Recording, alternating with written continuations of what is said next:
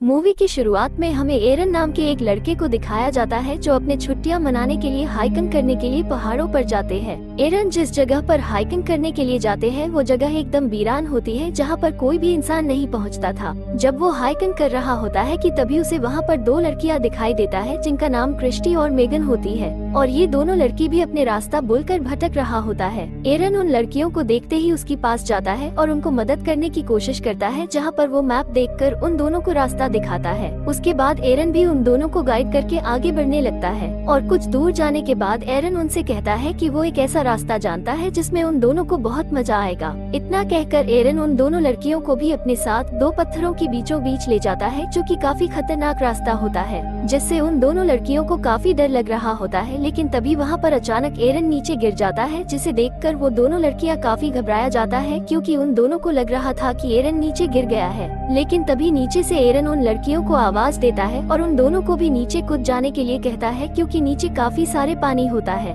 उसके बाद वो दोनों लड़कियां भी एक एक करके नीचे कूद जाती है जहां पर उन दोनों भी वहां पर काफी मजे करते हैं और कुछ देर के बाद वो तीनों फिर से वहां से आगे निकल जाते हैं। लेकिन कुछ दूर जाते ही एरन को वहां से अलग जगह पर जाना था इसलिए वो उन लड़कियों के साथ एक सेल्फी लेते हैं और वहां से छूटकर अकेले अपने सफर पर निकल जाते हैं। लेकिन जाने से पहले वो लड़की एरन से कहती है कि कल रात हमारी पार्टी है इसलिए तुम भी वहां पर आ सकते हो। उसके बाद एरन बड़े बड़े पहाड़ों के बीचों बीच होते हुए आगे बढ़ता है जहाँ पर एरन अपनी पूरी जर्नी को काफी एंजॉय कर रहा होता है। लेकिन यहाँ के रास्ता काफी खतरनाक और काफी डरावनी भी होता है और कुछ दूर जाने पर एरन दो माउंटेन के बीच में पहुँच जाता है जहाँ पर एक पत्थर होता है जिसे देखते ही एरन उसके सहारा लेकर नीचे उतरने की कोशिश करता है। लेकिन तभी वो पत्थर फिसल जाता है जिस वजह से एरन नीचे गिर जाता है और उसके साथ साथ वो पत्थर भी नीचे गिर जाते हैं जिससे एरन के हाथ उस पत्थर के नीचे फंस जाता है जिसे देखकर वो अपने हाथ को निकालने की कोशिश करता है लेकिन उसका हाथ वहाँ से नहीं निकलता। वो उस पत्थर को हटाने की काफी तरीका अपनाते हैं लेकिन उसका सारे कोशिशें नाकाम हो जाते हैं। उसके बाद वो उन दोनों लड़कियों को भी जोर जोर से बुलाता है लेकिन उसकी आवाज वहाँ से बाहर नहीं जा सकती और वहाँ पर दूर दूर तक भी कोई नहीं होता।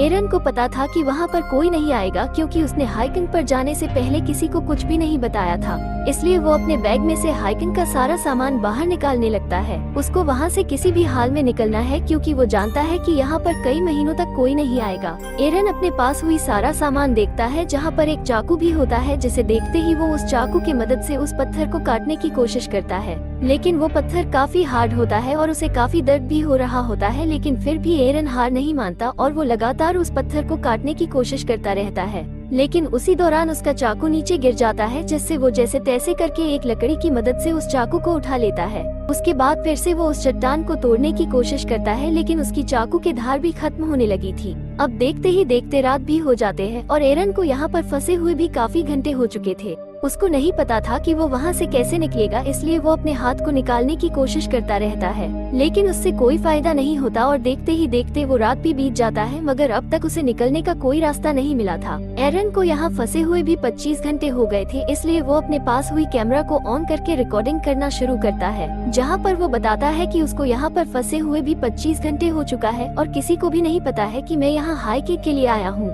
क्योंकि मैंने किसी को भी इस बारे में नहीं बताया है और मेरे पास खाने पीने का सामान भी कम बचा है। एरन ये सभी बातें रिकॉर्ड कर रहा होता है कि तभी उसे ऊपर से किसी की आवाज सुनाई देती है जिसे सुनते ही वो जोर जोर से चिल्लाने लगता है लेकिन उसकी चिल्लाने की कोई फायदा नहीं होता क्योंकि वहाँ पर कोई नहीं होता। अब कुछ घंटों के बाद फिर से रात हो जाती है और उसे काफी भूख भी लगने लगती है इसलिए वो अपने पास जितना खाना बचा था वो खाने लगता है। लेकिन तभी उसको याद आता है कि आज रात तो उन लड़कियों ने उसको पार्टी में बुलाया था और वो उस पार्टी को इमेजिन करने लगता है और वो अपने आप से बातें भी करता है और उसको वो पल भी याद आता है जब वो हाइकिंग के लिए अपने घर से निकलने की तैयारी कर रहा होता है कि तभी उसकी माँ की कॉल आती है लेकिन वो अपनी माँ की कॉल रिसीव नहीं करता। एरन यहाँ पर फंसे हुए भी 3 दिन हो चुका था इसलिए वो अपने पास हुई रस्सियों की मदद से उस पत्थर को उठाने की काफी कोशिश करता है लेकिन वो पत्थर काफी भारी होने की वजह से हिलता तक नहीं। इसके बाद वो रस्सी को अपने पैर में फंसा कर पत्थर को हिलाने की भी कोशिश करता है लेकिन उसका भी कोई फायदा नहीं होता। काफी दिनों तक फंसा रहने की वजह से उसका पीने की पानी भी खत्म हो चुका था इसलिए वो अपने ही यूरिन को बोतल में भर कर पीने लगता है और वो 3 दिनों तक रहने की वजह से काफी कमजोर भी हो चुका था इसलिए वो तरह तरह तरह की बातें भी सोचने लगता है। उसे यहाँ पर रहते रहते काफी बोर हो चुका था और उसका हर कोशिशें भी फेल हो रही थी। अब उसके पास कोई भी रास्ता नहीं बचा था, इसलिए अब वो अपना हाथ काट कर यहाँ से निकलने का डिसाइड करता है। इसलिए वो सबसे पहले अपने हाथ को अच्छी तरीके से बांध लेता है और अपने पास हुई चाकू से अपने हाथ काटने की कोशिश करता है, लेकिन चाकू का धार न होने की वजह से उस चाकू ने उसकी स्किन भी नहीं काटता है, जिससे वो काफी दुखी हो जाता है और उसे अपने बीते दिनों को काफी याद आता है, जहाँ पर वो अपनी गर्लफ्रेंड, अपनी सिस्टर और अपने सारी दोस्त को भी याद करता है। और वो याद करते करते कुछ देर के लिए सो जाता है, लेकिन तभी आसमान में बिजली चमकने लगता है और बहुत जोर से बारिश होना शुरू हो जाता है, जिसे देखकर वो काफी खुश हो जाती है और जल्दी से वो अपने बोतल में पानी भर लेता है। लेकिन बारिश इतनी तेज होती है कि वो जगह पानी से भरने लगता है, जिस वजह से एरन धीरे धीरे डूबने लगता है। लेकिन तभी एरन को एक आइडिया आता है कि वो पानी की मदद से उस पत्थर को उठाकर अपना हाथ निकाल लेगा। इसलिए वो नीचे से पत्थर को उठाने की कोशिश करता है और काफी कोशिश करने के बाद अंत में वो उस पत्थर को उठाने में कामयाब हो जाता है और वो जल्दी से अपना हाथ निकालकर वहाँ से बाहर निकलता है। उसके बाद वो भागता हुआ अपनी कार के पास जाता है और वहाँ बैठकर जल्दी से अपनी गर्लफ्रेंड के घर में पहुँच जाता है। लेकिन उसकी गर्लफ्रेंड ने उसे देखते ही गेट बंद कर देती है, मगर तभी एरन की आंख खुल जाता है। दरअसल एरन का ये एक सपना होता है और वो अभी भी वही फंसा हुआ होता है। अब उसे हेलुसिनेशन होने लगती है, इसलिए उसे तरह तरह की सपने आने लगता है। उसे यहाँ पर फंसा हुआ भी 4 दिन बीत चुका था, इसलिए अब उसे भी विश्वास हो चुका था कि अब वो यहाँ से नहीं निकल पाएगा। इसलिए वो उस पत्थर में अपना नाम और डेट ऑफ बर्थ लिख देता है। उसके बाद वो सोचने लगता है कि शायद ये पत्थर काफी सालों से उसका ही इंतजार कर रहा था और उसका मरना यही लिखा है। वो अपनी पूरी जर्नी के बारे में सोचता है जो उसको यहाँ तक ले आया था, और तभी वो अपने सिस्टर के बारे में भी सोचने लगता है, जो कि वो काफी प्यार करता है। वो काफी कमजोर हो चुका था, इसलिए उसे वो विजन आ जाता है जहाँ पर वो एक छोटे से लड़का दिखाई देता है जो कि उसका फ्यूचर सन होता है, और वो उस लड़के से बात करता है, उसके साथ खेलने लगता है, जिसे देखकर उसकी हिम्मत बढ़ जाती है और वो फिर से अपना हाथ काटने की कोशिश करने लगता है। वो एक बार फिर से अपने हाथ को बांध लेता है, लेकिन इस बार वो चाकू के धार से नहीं बल्कि उसके नुकीले चीज से अपने हाथ को घोंप देता है, जिससे वो सीधे उसके हड्डी को हिट करता है।